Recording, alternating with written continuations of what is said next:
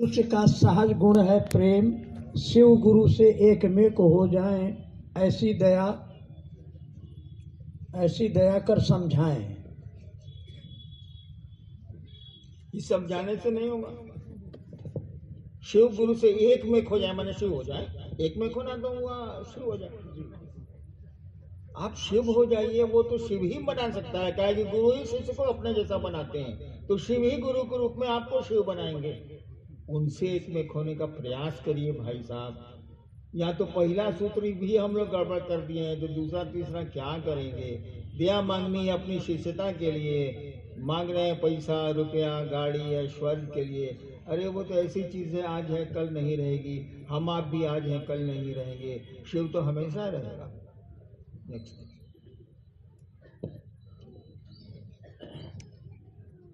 ये हैं भाई, ये पूर्णिमा मल्लिक गुरु बहन है सिल्लीगुड़ी। एक जगह आपने कहा है कि शिव की ओर जाने में हमारे कर्म फल बाधा डालते हैं, अच्छाई भी आवेगा वह भी रोकता है, कैसे? आज बात हमरा के तो 1 करोड़ रुपया हम शिव चर्चा बैठे हैं, एने होने उड़त चल। देखो अच्छाई भी तो आपको बाधा दी कि नहीं। खूब पैसा किसी के पास हो जाए अचानक, तो शिव का काम करेगा, वो महादेव करेगा कि पूरी प्लानिंग बनाए हुए इस पैसे को कैसे इन्वेस्ट करेगा, नहीं करेगा। तो शिव चर्चा आध्यात्मिक मार्ग तो इसका रुका, ज्यादा कष्ट भी होगा तो रुकेगा। और जहां तक कर्म फल का सवाल है, कर्म बंधनों का सवाल है, इतना चिंता करिएगा ना तो न महाभारत होता, न राम जी का रावण से युद्ध होता। और शिव के शिष्य कर्म फलों की चिंता नहीं करते। उनका शिव कर्म बंधनों से शिष्य को मुक्त करता है। इसकी चिंता छोड़िए और आगे बढ़िए। आप तो शिव के शिष्य हैं। आपको जब मंडल जी बोला तो खूब ताली बजाई हो, हमरा में ताली बजे तो हम बोलबे ना कर। मैं आपकी तालियों से प्रसन्न नहीं होऊंगा। जिस दिन आपके दिल से ये आवाज उठ जाए कि शिव मेरे गुरु हैं, दिल से दिमाग से नहीं, जिस दिन आपके दिल से ये आवाज उठ जाएगी, मैं कहीं भी रहूं आसमान में या धरती पर, जिस दिन आपके दिल से ये आवाज उठ जाएगी शिव मेरे गुरु हैं, मैं शिव का शिष्य हूँ, उस दिन मैं ताली आपके लिए बजाऊंगा। आप मेरे लिए क्या तालियां बजाते हैं?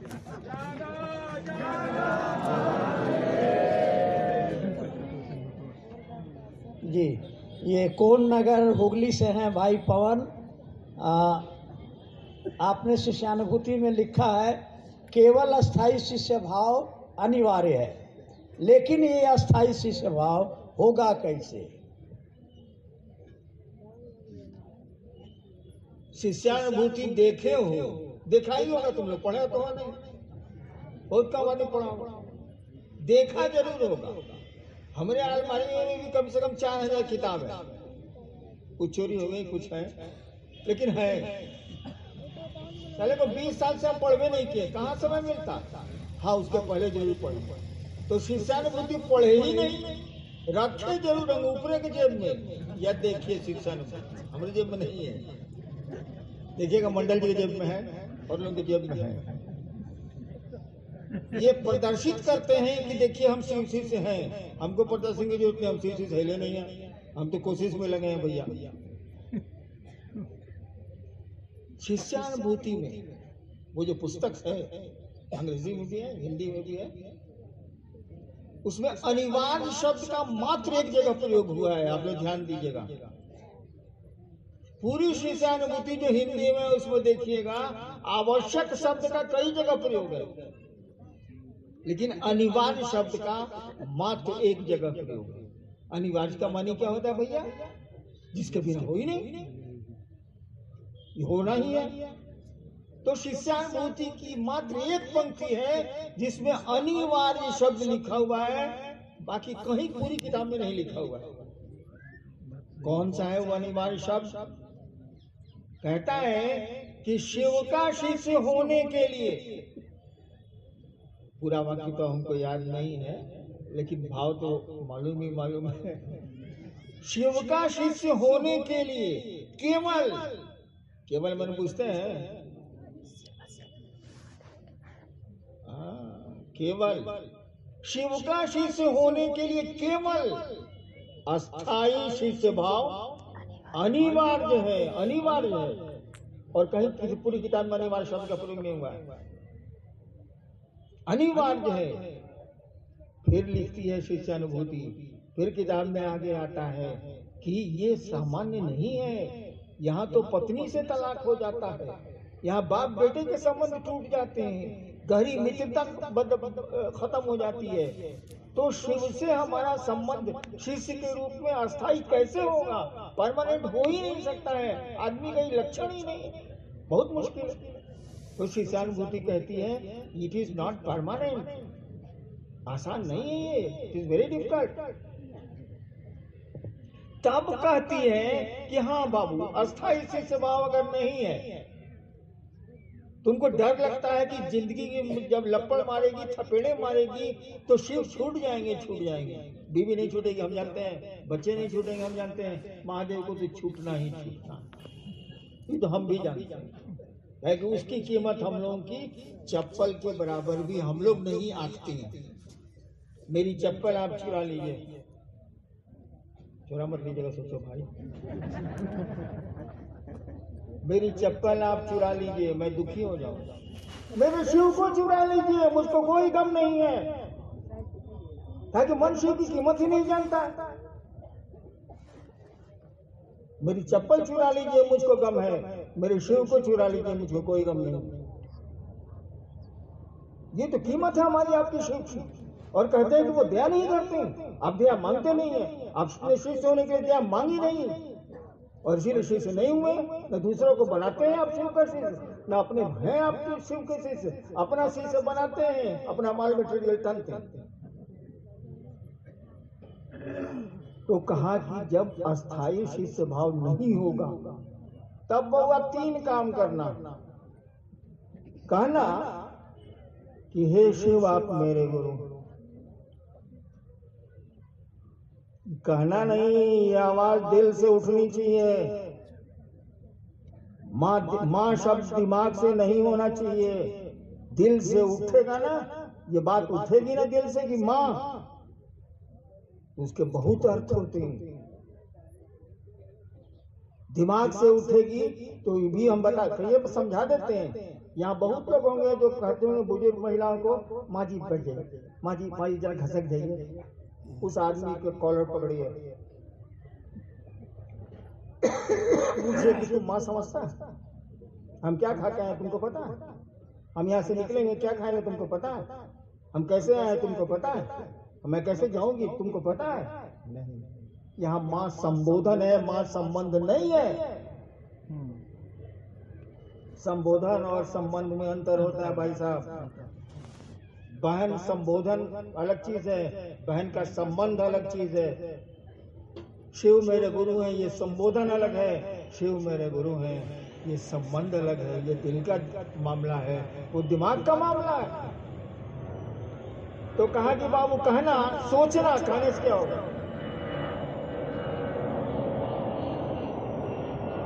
सोचना, कभी दिल में से सोचना कि शिव मेरे गुरु, जैसे मेरी माँ है, मेरी चप्पल है, मेरी दुकान है, मेरे कपड़े हैं, मेरा धन है, मेरा घर है, मेरे संबंधी हैं। सोचना कि शिव मेरे गुरु। फिर कहना, हे शिव मैं आपका शिष्य हूँ। दोनों में बहुत अंतर है, इतना मैं समझा नहीं पाऊंगा, मौसम भी खराब है। लेकिन हे शिव आप मेरे गुरु हैं, तुरंत कहता है कि मैं आपका शिष्य हूं। दोनों में आसमान जमीन का अंतर है, दोनों एक वाक्य नहीं है, लगते हैं एक जैसा। यहाँ तो लगने के लिए बड़ी चीज एक लगता है बाबा, भीतर झंकोगे तो एकदम ठीक विपरीत हो जाएगा। तो खैर उसमें हम नहीं जा रहा, सूत्रों में मैं नहीं जा रहा हूं। दूसरा कहा कि दूसरों से गप करोगे ना तो मन में शिव उतरेंगे, और उसके मन में भी वह महादेव गुरु उतरेंगे। काहे के लिए? इसलिए कि सोच पे कि हम चल रहे हैं तो वो साथी मिल जाएगा तो दोनों चलेंगे, मजा ना आएगा। तीसरा कहा कि तुमको है शिव, अब मैं तुमको प्रणाम करता हूँ, आप नमः शिवाय से प्रणाम करते हैं। बिना नमः शिवाय के भी प्रणाम हो सकता है।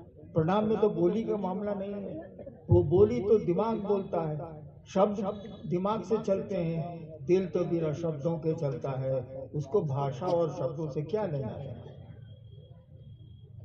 कहा कि अस्थायी शिष्य भाव नहीं होगा तो ये करना।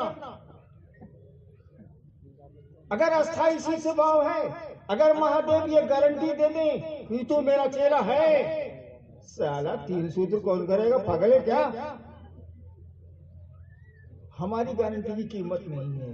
लेकिन शिव अगर बोल दे कि तू मेरा शिष्य है, साला 3 सूत्र कौन करेंगे हम? लेकिन उन्हें ये एहसान किया है तो उनको प्रणाम जरूर करेंगे। वो कहेंगे दुनिया को बताओ, बता देंगे हम। करने में सब कुछ नहीं होगा वहां। लेकिन हम लोगों के पास अस्थायी शिष्य भाव नहीं है, इसीलिए तीनों सूत्र को करना पड़ता है। अस्थायी शिष्य भाव हो जाए, किसी सूत्र की जरूरत नहीं है। अच्छा, एक बात बताइए, आपका पांव बहुत अच्छा है, चलते आप बहुत ठीक है, तंदुरुस्त है आप, आपको बैसाखी की जरूरत है? कोई कहेगा दीजिए तो बैसाखी, कहेगा पगला का, हम लंगड़े हैं, कहिएगा कि नहीं कहिएगा?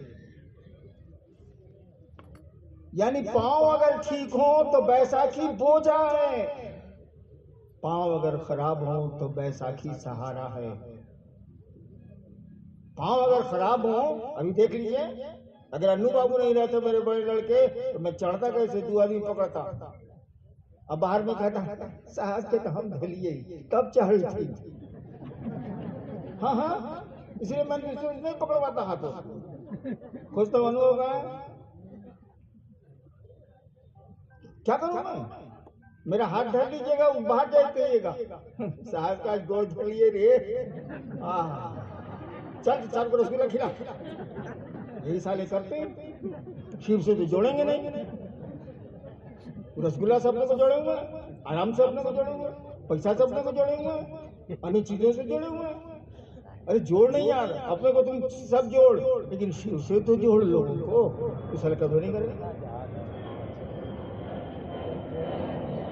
तो अस्थायी शिष्य भाव ही अनिवार्य है, बाकी चीजें अस्थायी शिष्य भाव के लिए जरूरी है, उसको करेंगे। जैसा नहीं है सेलम में आपके इसमें नहीं, ये एक जिज्ञासा अभी साथ में नहीं है, इनके बूढ़े हो गए, 86 साल के हैं, कागज में हाथ से गिर जाता है।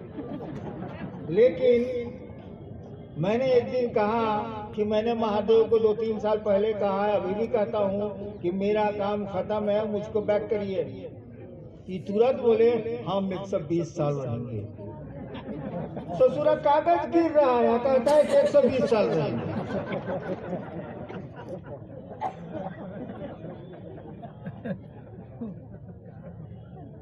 वो पुस्तक के नाम पर सवाल है, अनमिल। आखर शब्द का अर्थ होता है अवधि भाषा, आखर शब्द का अर्थ होता है अक्षर। अक्षर शब्द का क्या अर्थ होता है? ईश्वर को कहा जाता है, परमात्मा को कहा जाता है। अक्षर शब्द का होता है अर्थ अक्षर, जिसका क्षरण नहीं हो, जो घटे नहीं, जो जैसा है वैसा ही रहे। मात्र शिव ही अक्षर है, क्योंकि वे ही सत्य हैं, वे ही सुंदर हैं, वे ही शिव हैं। अक्षर का अर्थ होता है परमात्मा, वो ईश्वर, वो शिव, जिसमें क्षरण नहीं होता है, यानी घटता बढ़ता नहीं है, वो जैसे है वैसे रहेगा। वो सुंदरता, शिव को सुंदर क्यों कहा गया? गुलाब का फूल सुंदर है कि नहीं है? परसों बताइएगा, ये जो फूल खोसे गए हैं सुंदर हैं, परसों आके देखिएगा, सुंदर लगेगा। देखिए ये सुंदरता टिकी नहीं, जो आज सुंदर है कल नहीं रहेगा, जो कल सुंदर होगा वो आज सुंदर नहीं होगा, यानी परमानेंसी नहीं है, अस्थायित्व नहीं है। शिव ही सुंदर कहे जाते हैं कि जैसे हैं वैसे रहेंगे, उनमें कोई परिवर्तन नहीं होना है, वैसे के वैसे रहेंगे। वो अक्षर हैं, वो छड़ते नहीं है, जैसे हैं वैसे हैं। अक्षर आखर में अक्षर का मानी तो होता है वही सब। अक्षर का शाब्दिक अर्थ होता है जिसमें क्षरण नहीं हो, जो यथावत रहे, जैसा है वैसा रहे। वो ईश्वर छोड़ के संसार में कुछ भी नहीं है। अनमिल मिल नहीं खाता है, अनमिल अन मने ना, अनमिल आखर ऐसे अक्षर जो मेल ही नहीं खाते। जैसे एक लाइन हम बोलते हैं, हाकल घोड़ी टोकल पोचक जलवा 80 कोस, बताइए कुछ मेल खा रहा है? हाकल घोड़ी ठोकल पोच चल जगदम्बा 80 कोस, कोई मेल खा रहा है? सोचिए। लेकिन इसका प्रभाव नहीं जानिए तो ज्यादा अच्छा है। आप लोग खाना खाइए, लेकिन अभी जिसकी 2 बजे 3 बजे ट्रेन है वही अभी खाएगा, बाकी यहीं बैठेगा मेरे साथ भजन सुनेगा। जैसे जैसे ट्रेन पहले है, जैसे साउथ वालों की कुछ ट्रेन है 2:30 बजे, फिर 3:30 बजे 3:45 में उड़ीसा वालों की है, फिर 5-6, जिसकी शुरू में ट्रेन होगी वही खाएगा। नहीं तो मैं वहां बैठता हूँ डंडा लेकर पीटूंगा।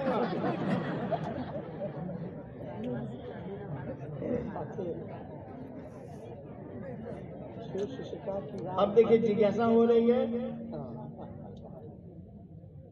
सवाल आया है, शिव शिष्यता का पाथे क्या है? पाथे मैंने पूछते हैं खाना, रास्ता का खाना। अरे कहीं चलते हैं तो लिट्टी उट्टी ये सब रखते हैं ना, टिकरी, उसको बोलते हैं पाथे हिंदी में। यानी पथ में, रास्ते में जो आपको भोजन है उसको पाथे बोलते हैं। शिव शिष्यता का पाथे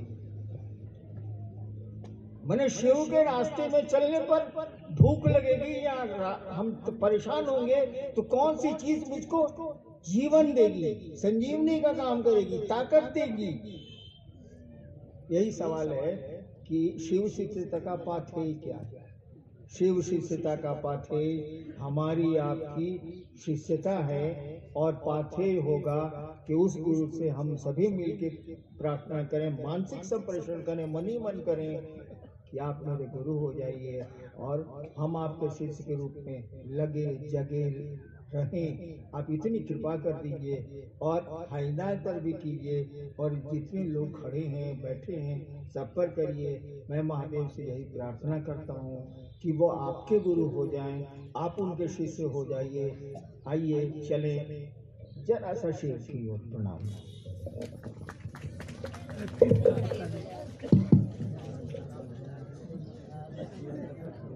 सभी लोग बैठे रहेंगे।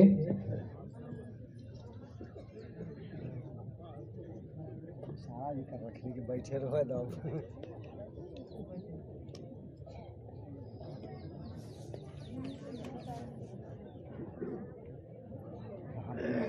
पाँच बजे का गाड़ी हो, 5 बजे का 4 बजे खाली।